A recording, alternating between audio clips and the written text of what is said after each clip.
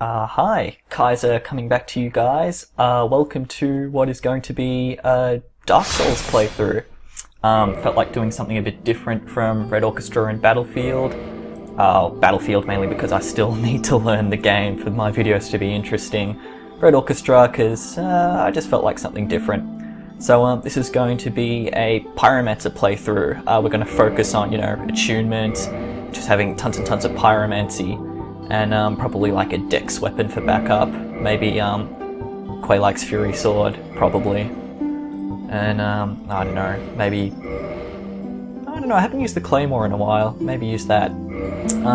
Originally I was thinking of doing a Soul Level 1 playthrough, but I don't think I'm quite good enough at Dark Souls to be able to pull that off. At least, not on camera really, without a lot of deaths. My playstyle is very much sort of tank, like I prefer to really take things on my shield and kind of dodge and use iframes. Yeah, I mean, when I originally started playing this game, I beat it as a, like a strength build tank character. I only had mid-roll, massive weapon, I don't know, like the Zweihander plus 15 or something, and like full smog set. Smo? I think that's how you say his name. Yeah.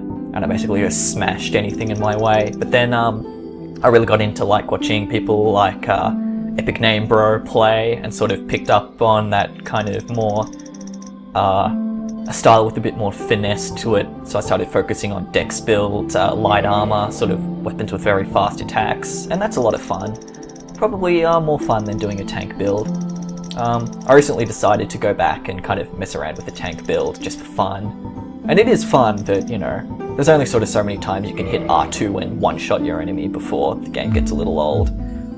Since we're doing a Pyromancer, I decided to call this character Melisandre from Game of Thrones, the priestess of I think it's the Red God. God, it's been a while since I read the books. But anyway, she likes fire. That's the main thing. I'm probably just going to talk not so much about the game in this first video, because, we're just in the undead asylum. I'll try and do one of these videos every day or two, because I mean, when I play the game I like to play for a couple of hours at a time, and I'll try to keep these videos sort of under 20 minutes. So I'll basically end up having a big bank up of videos and then just do commentary, post-commentary actually, as I go, kind of messing around using Audacity to record commentary after the fact, rather than sort of live like I've been previously doing. So we'll see how it works out. Yeah, we've just got our shank here going through the undead prison. Yeah, take that. Haha. Yeah, I've got a bit of feedback from the quality of my last video, like the video quality. It was a little worse than my first couple of videos because I've been using a new codec that does a bit more compression. This is still that same codec, but I've tweaked it a bit, so hopefully it'll be a bit better sort of fidelity, but still keep those nice small file sizes. I want to run past the demon here. Don't even want to bother fighting that. Yeah, we got through without the music even starting. Awesome. So yeah, I guess Dark Souls, the reason we love this game isn't because it's sort of graphically kind of high fidelity and all that. It's more for the art style and just the gameplay and the lore and everything. Oh, one thing I should note though is that I am using some mods with this game. I've got Dark Souls Fix on, I've got, SSAO, a bit of SMAA going, and I've used a couple of texture packs. There's like the HD texture pack in, and there's also, I think it was a Flora overhaul mod. Generally I haven't really noticed much of a difference. Like, it's not like Skyrim where you add those 2K texture packs and suddenly the game looks like friggin' amazing. It just adds a little bit to this game. It makes it nicer to play on PC, especially if you've got a Quad HD display like me. Just, makes it look a little bit nicer. Not quite so much like a straight console port.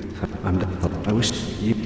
Yeah. Regrettably. So, if this video does look terrible again, just let me know, and I'll either tweak my codec a bit more or just go back to using the other one.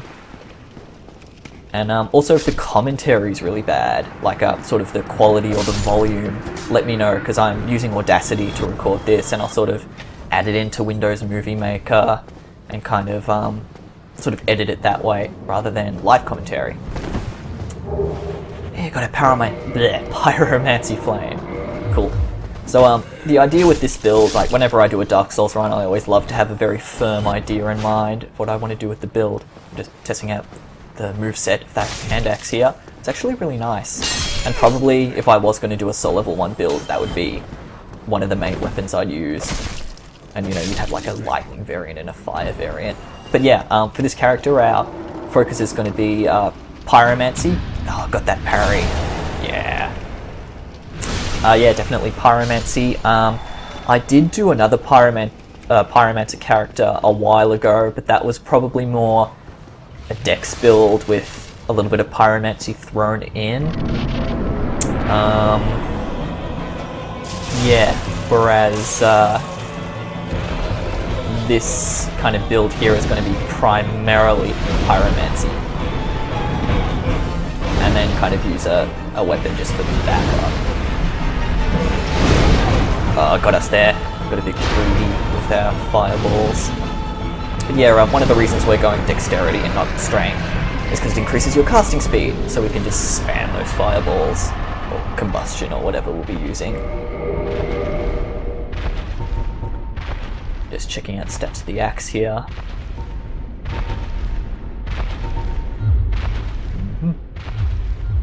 Yeah, I guess I've gone the wrong way here.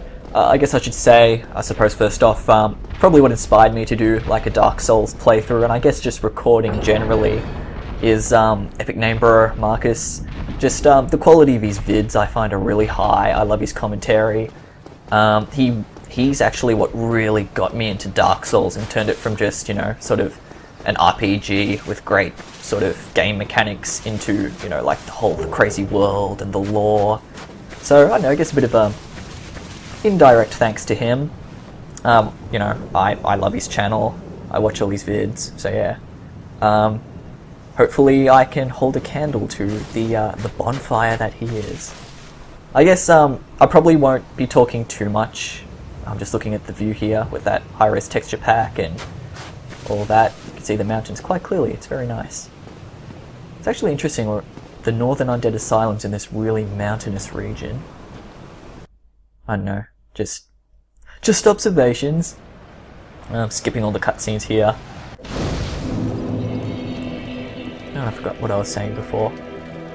Oh well. So at this point I was still debating whether I was going to make this a soul level 1 playthrough. Like I was going to just save those souls for when we rescue not Lortrek, what's his name?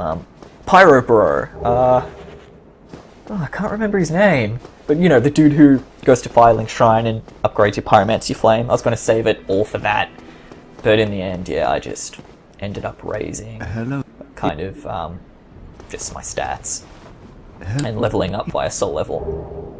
I am playing online, so occasionally we'll get invaded. Should provide a bit of spice. Very well. I guess the aim for this character as well, that I'm kind of thinking, is that we're going to make her into a dragon. So the Ancient Dragon Covenant, end up getting the dragon head so we can breathe. Pretty sure it's fire you can breathe. I've never really used it before.